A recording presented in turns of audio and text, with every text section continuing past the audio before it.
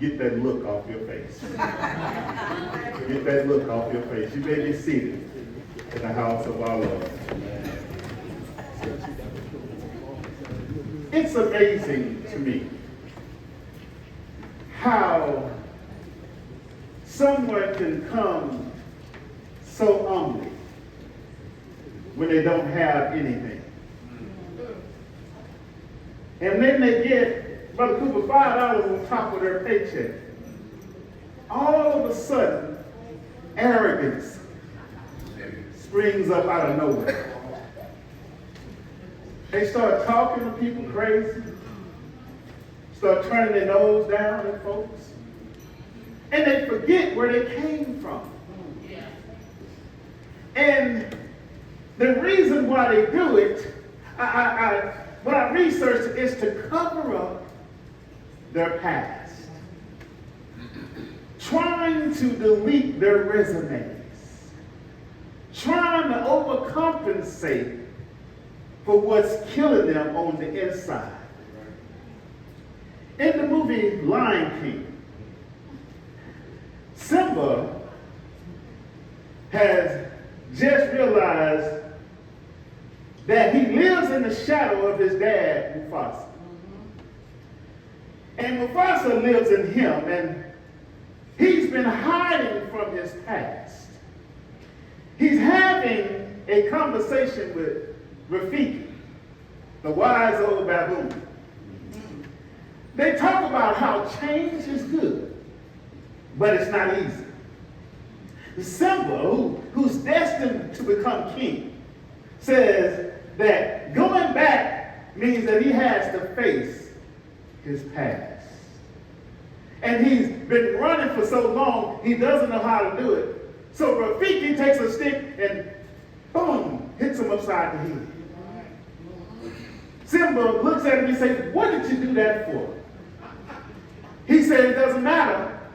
It was in the past." He said, "Yes, but it still hurts." And Rafiki says, "That's the lesson.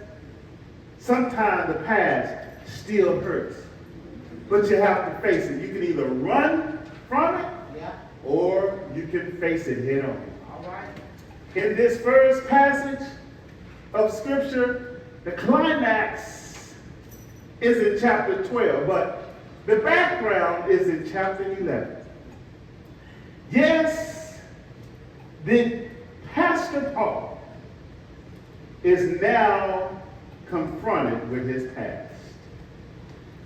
We know him as the writer of most of the New Testament. But now he's coming face to face with the church of Corinth, and he's having to face his past.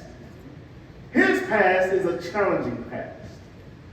In 2 Corinthians 11, the church of Corinth has some visitors, and they're highly educated, uppity, church folk.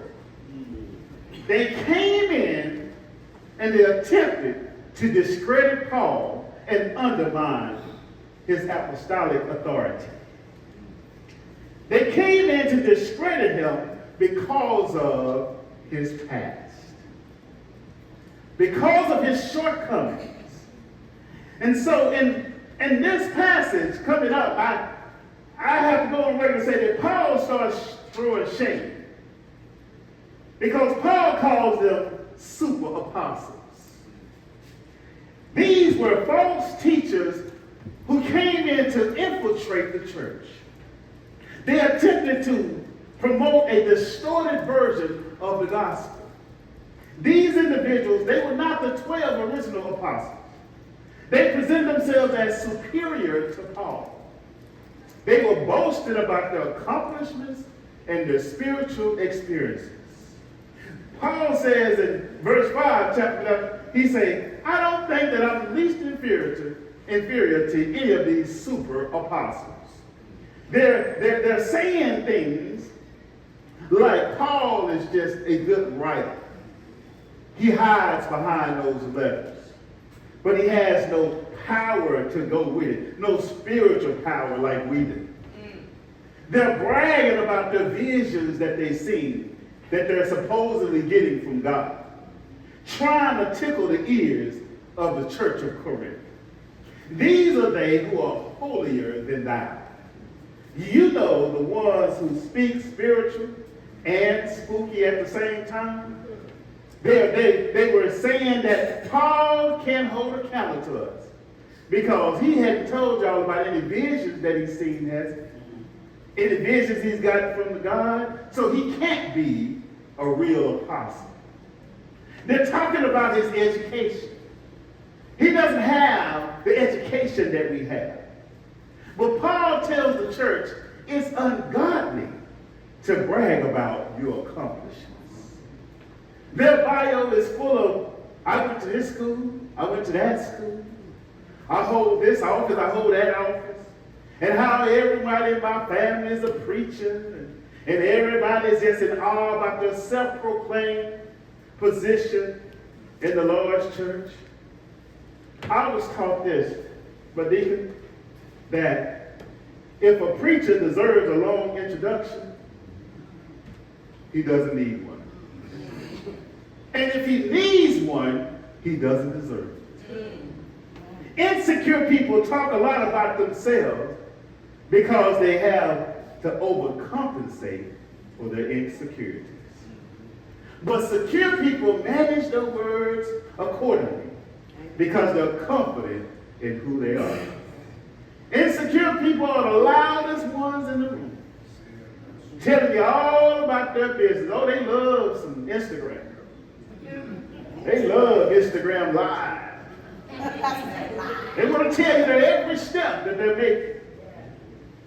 Now, let me say this. For every everlasting purpose, God must give us a thorn in our flesh. He gives the thorn in our flesh to protect, watch this, his purpose. From who? From us. Paul said, it is painful, I got to tell you this, but it seems like every time I get a little bit of something, I get this look on my face. And I start thinking about how I can go there because I'm the man.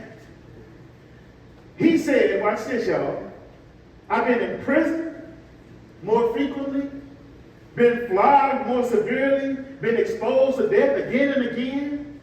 He said 5 times I've received from the Jews 40 lashes minus 1. He said 3 times I've been shipwrecked. He said I've spent the night and day in the open sea. He said I've been constantly on the move. I've been in danger from rivers, bandits, dangers from fellow Jews, dangers from Gentiles, danger in the city, danger in the country, danger at sea, danger from even false believers. He said, I've labored and toiled and have often gone without sleep. I've known hunger, thirst, gone without food, cold and naked. He said, besides all else, I face the pressure of my concern from all the churches. Paul is stepping up. He's unveiling himself, becoming vulnerable. This is what I went through. Paul says, yes, I'm not as educated as they are, but I am an apostle of Jesus Christ.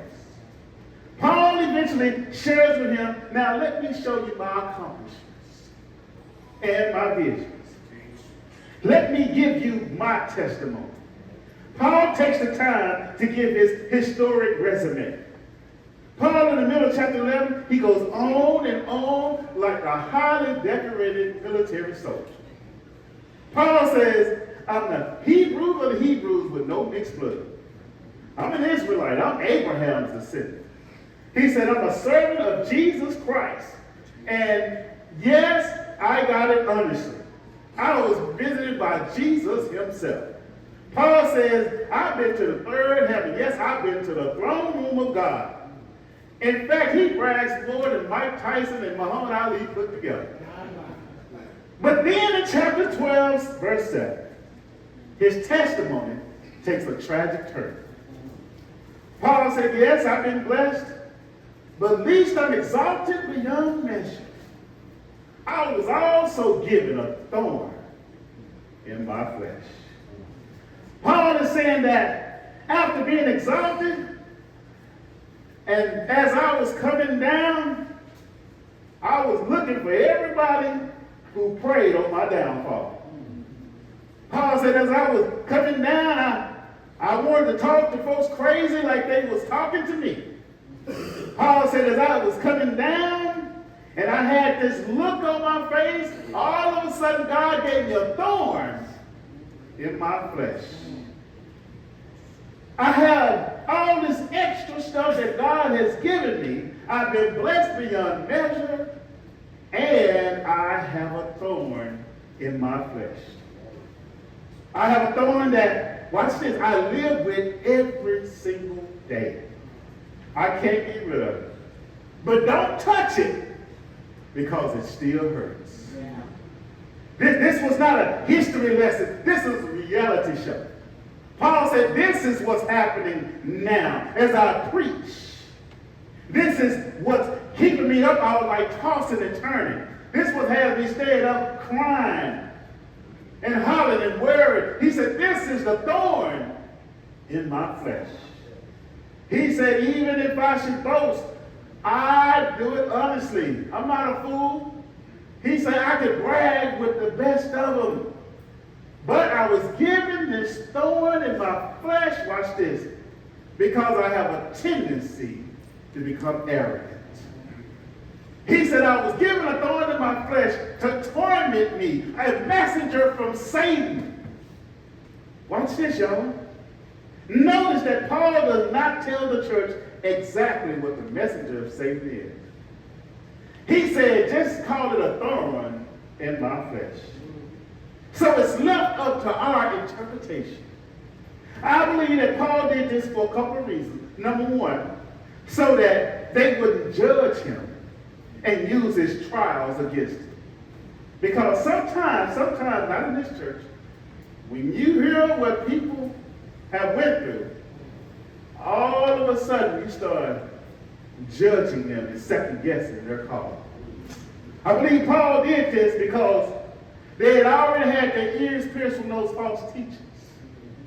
And he didn't want to give them any reason not to follow him, because some people look and say, well, the preacher going through more than we're going through. How are you going to tell us how to get out of something? And I believe that he told them this so that they wouldn't compare their hardships to his. Yeah.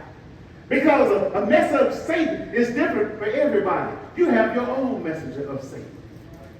Yours might be different from mine. But don't judge anyone, because the thorn came from God.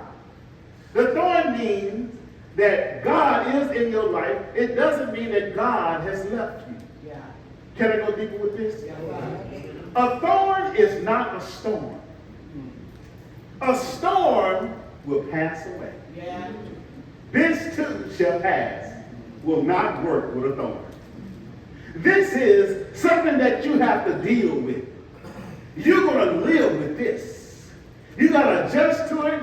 In fact, you got to move on in spite of it. So if I was to title this, I'd say hallelujah anyhow. Anyhow means there's something hanging on me, but I'm still going to worship my God. He said, yes, I've planted churches all over the diocese. I can preach and teach with the best of them, but I still have a thorn. What in the world is going on? Paul says in verse 10, he gives us a little hint about what is going on in his life that keeps him from being conceited. In fact, he's telling us this is the reason why I can still walk with God in spite of you knowing what I've been through. Paul said to keep me from getting the big head and risking the chance of somebody busting my bubble. He said I was given a God constant reminder that the enemy at any time can look at me and say, he ain't all that. I know him. He ain't all that. And this keeps him on his spiritual toes.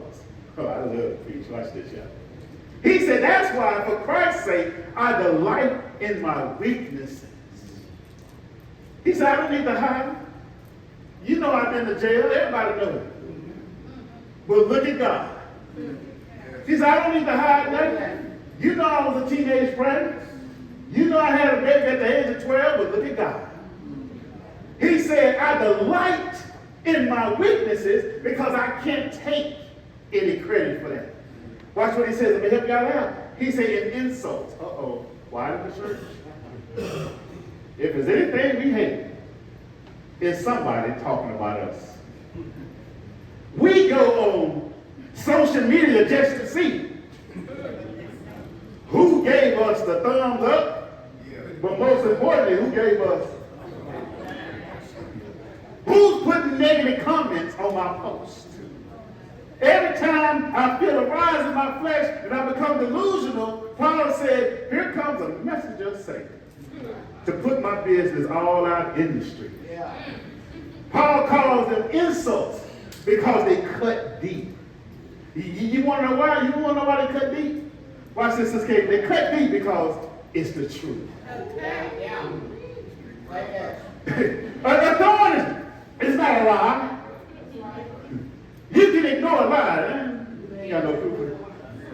But what if they're telling everything and it's the truth? Paul said, don't try to cover it up. Watch this. God refuses to use us if we don't have thorns. There's no such thing as a thornless believer. You have to learn to live with the thorns. So what if they know what you've been through? If you pull out those thorns, but Marvin, you'll have a sore spot. Watch this. You will live forever trying to avoid people from hitting your sore spot. If you try to hide your sore spot, you lose things like favor with God. You won't have his protection. You won't have his power. Can't you imagine going through life and you don't have any issues? Paul said, you will be conceited. And that's a dangerous thing. This is the same conceitedness that got Lucifer kicked out of heaven. Gave him a legal name change to Satan. Then gave him some nicknames like the devil, the old dragon. The dragon is named through the mud because he refused to bow down to the one and true God. And he said, if you become conceited, you might think that you made the world. Can I go look at you there? I'm not being messy, but you might think this your country start kicking folks out. You might want to run for a third term or something. I don't know what's going to happen. Let me get back on script. Thorns hurt. The King James Version said, it was given to me in my flesh a message of Satan to buffet me. This word buffet is a Hebrew word, calypso. It literally means to strike repeatedly. It's a hardship, y'all, and it comes from the adversary. It can refer to physical violence, like being struck with fists, or other forms of trials and tribulations that challenge your faith. The problem with a thorn is that it's grounded in love. But it hurts. It hurts when you're up there looking good and you got to tell them, yeah, that's my cousin over there, they on crack. It hurts to see everybody talking about somebody that you love. God, that needs me. Which means God sent it. And in the end, watch this, God is going to get some glory out of this. God is watching just like a parent who's punishing a child, saying, this is going to hurt me more than it hurts you. Okay, y'all remember I'm on the cross, and it's about 3 o'clock. And Jesus shouts out, Eli, Eli, lama sabachthani, which means, my God, why hast thou forsaken me? He said, it's necessary. You have to go through this in order that the people may be healed. Paul says if you're going to go be any kind of Christian soldier, you must use the thorns. Don't let them use you. If they can tell your business and bring you down, then your business isn't good enough. Paul said you should be so good that your business becomes a testimony that attracts other people to the one true God. But if you try to remove them, they become a sore spot. Those unhealed places that haven't been healed yet, that need sufficient care, reminds us that we need more love and attention and perhaps forgiveness. Or maybe it's just me. Maybe y'all don't have any thorns. Maybe y'all all that in a bag of chips. But if you have thorns, Jesus said, my grace is sufficient for thee. Watch what he didn't say. It didn't say that the thorns were given to me to lie on me. It didn't say that. It didn't say that thorns were given to me to make me sad all the time, to make me rise up in anger just because I didn't grow up with a father. He said, no, that's not why a thorn was given to you. It said, I was given this because I have a tendency to become conceited. And the Lord knows who I am. He advised us, don't pull those thorns out and get that look off your face. If you say that you don't care about what people think, then why do you keep talking about it? We know more about your business than you do. I know how to tell your story. Because every time I meet you, we go over and over and over it again. That was a long time ago. Quit bringing it up. The thorn is described as a messenger of Satan. It's supposed to get on your nerves. Can I go a little deeper with this? Yep. If you pull out this thorn, not only will you get a proud look and a sore spot, but pulling out this thorn is your attempt to cover up your faults. Giving you the appearance that you just woke up looking that good. That look on your face, that like you've never had any trouble in your life. It's a proud look. That's the same look you give your kids. I don't see how you can do that. But if they roll back the times when you were that age, they wouldn't believe how you could do what that same thing that they were doing. You can tell when somebody's attempting to pull those thorns out. Because we highlight our strengths, but we hide our weaknesses. We introduce ourselves, watch this, Brother Kelly, with filters. Hello, my name is Pastor Johnson. I'm the proud pastor of Progressive Baptist Church over East Dallas. But we won't tell them the original photo, the background story, where all of this originated from. Because the original photo has flaws, scars on the faces, but we portray a perfect image. We're covering up sore spots because the sore spots, I want to brag, I want to boast, but the insults limit my conversation. Let me talk about this. It makes me fear embarrassment. So, but how there's some places I won't go because I got to find out who's going to be there. Because I'm paranoid that people will start laughing at me. It makes me bury my gift. I can sing with the best of them, but I won't show y'all. Because I'm insecure, I'm in my shell. I got to hide my potential. I have a low drive and low self-esteem. I can cancel all my dreams and ignored all my visions.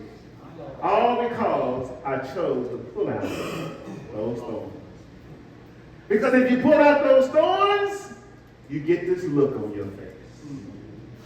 Can you imagine what the enemy would do if they could prove that your bragging was only to cover up your sinful actions?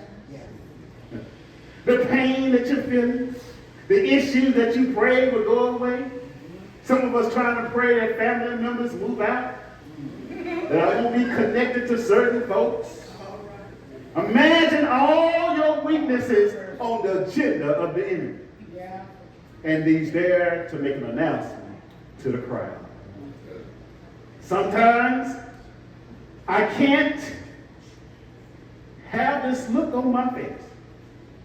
I want to do it, but there's a thorn that keeps me humble. There's a thorn that keeps me loving folks. There's a thorn that keeps me praying for my enemies. There's a thorn that keeps me saying yes ma'am and no ma'am. There's a thorn that keeps humbling me because God gave it to me. They can manifest being defensive all the time, being angry. I'm tired of doing that. Keep the thorns there and turn it into a testimony. Paul said, I'm dealing with my own issues. And he gave us some nuggets. He said in hardships is not a one-time event, y'all. It's a situation that we got to adjust to because it's not going away. So get your hammer, get your nails, put your tool belt on, build a bridge, and get over it. Nobody is going to build it for you. In fact, the enemy is counting on you not building a bridge. Stay on that side. Because once you build that bridge, you'll find forgiveness in that bridge. You'll find that you can get along with certain folks on that bridge. That's right. You'll find that you can smile and speak to folks on Monday morning when you do get to work. Watch this, y'all.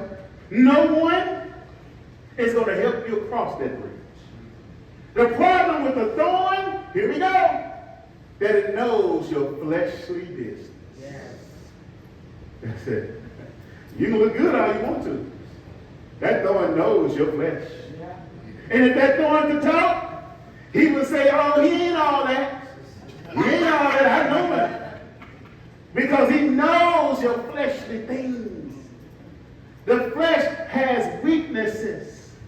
There's nobody in here that will get cut in the flesh and won't say ouch. Nobody in here will get cut in the flesh and won't bleed.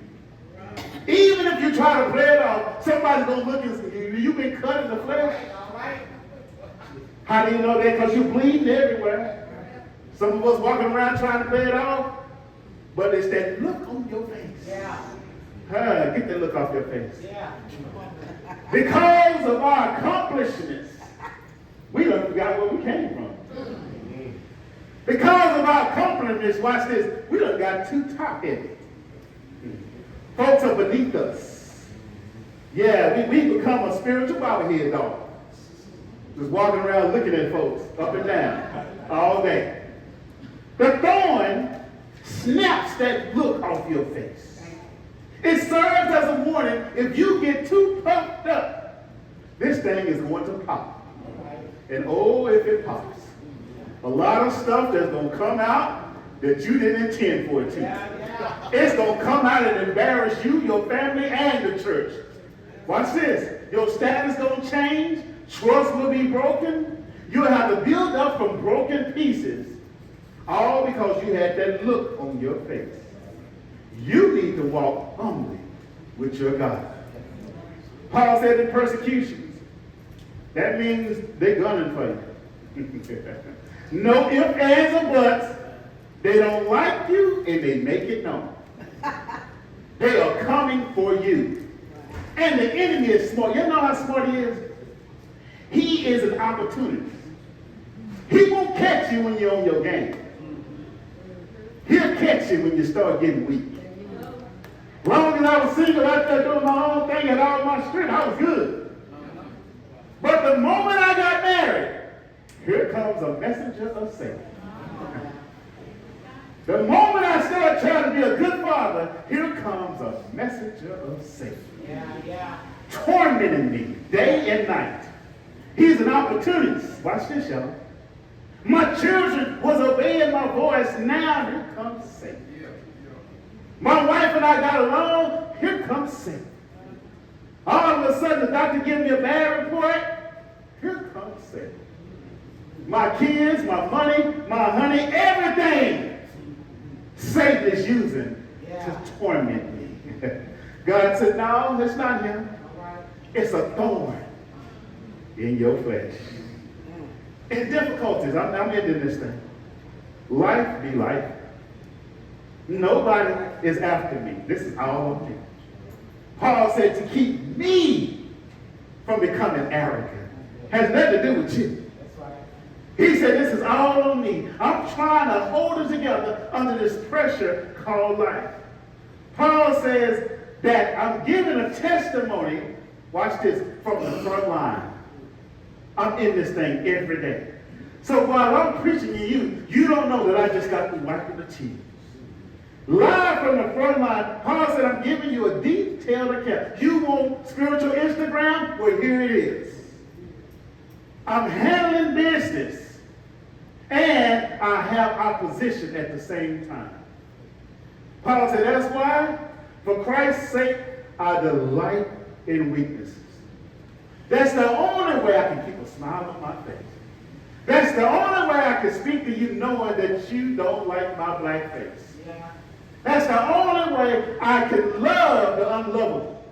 That's the only way I can forgive the unforgivable. He said in hardships, persecution, difficulties, for when I am weak, God said, he is strong. Paul is cut from a different cloth. I wish I could go there every day. I'm sorry, your pastor's not there yet. Because I hear you shout, don't wait till the battle is over. Start shouting right now. But sometimes when you're going through, you don't feel like lifting up holy hands. Maybe it's just me. Make no mistake, Paul did not want to go through this. Nobody woke up this morning and said, I want to go through hardships. I think I want to have some trials today. The Bible said, Paul said, I prayed 3 times. Get these thorns out of my side so I can preach with arrogance. So I can have somebody tote my Bible and wipe my face. Go get me another change of clothes. Pull my car around. Have my parking spot ready. Paul said, give me something to brag about. God said, no, here's a thorn in your flesh. Perfect in weakness. Watch this. This perfect in weakness is the Greek. It's a cooking term. You know what it means? So it's called, it means the missing ingredient. The missing ingredient. He said, you got it going on from the outside. But you missing something. Everybody bowing down at you. Oh, here he comes. That's the man. He said, no, you're missing something. He said, I'm going to give you the missing ingredient. A thorn in your flesh. Watch this. God said, I'm going to slow you down so that you can take the time out and realize that you're not supposed to be here. Paul said, I'm going to delight in this. And some of us are too bashful. Some of us are too shy to praise the Lord about our shortcomings. Because everybody set us up for failure. They don't start talking about how good we are. Ain't no way I'm going to tell you that I'm not that good. I'm going to let you think what you want to think. Say bye-bye. Look at the car I drove up in. Look at the house I live in. Look at my bank account. I'm all that and a bag of chips. You want one? I'll give you one. Paul said, no, I'm going to put a thorn right in your side. That thorn keeps you on your knees. That thorn brings tears to your eyes while everybody's clapping. Knowing, watch this, where you came from and where you're headed if you keep that look on your face. Watch this. Paul is saying that power, the reason why I'm able to come and preach to y'all, didn't come from me. There's no way I can preach to you going through all of that. He said, my grace. Do y'all know what grace is? Grace gives you the power. And I see y'all. And the reason why y'all don't understand grace is because you're looking at the power to do something. You think grace is like the spinach pot I eat. When I take it, all of a sudden I'm going to get strong. No, that's not the grace. Grace means, watch this, I can withstand the pressure that's coming up on me and still give him the praise. I told you God was going to get some glory out of this. I can go through something and not take it out on you. I can hear you talking about me and still say, bless those that curse you. Pray for those that despitefully use you. I see you on the side of the road and still give you a ride, knowing you mean me no earthly good. Because his grace is sufficient. See, y'all think sufficient means just efficient. Like you burn and skim the top. No. Sufficient means your cup overflowing. That means there's a salsa underneath. If somebody wants some, you got enough in that salsa. Yeah. It's called overflow. He said, if you can be kind and nice and lovable and God-fearing to those who hate you, he said, I'll overflow your cup so that you can give it to your children. Because if you keep that look on your face, watch this, that child gonna have that look on their face.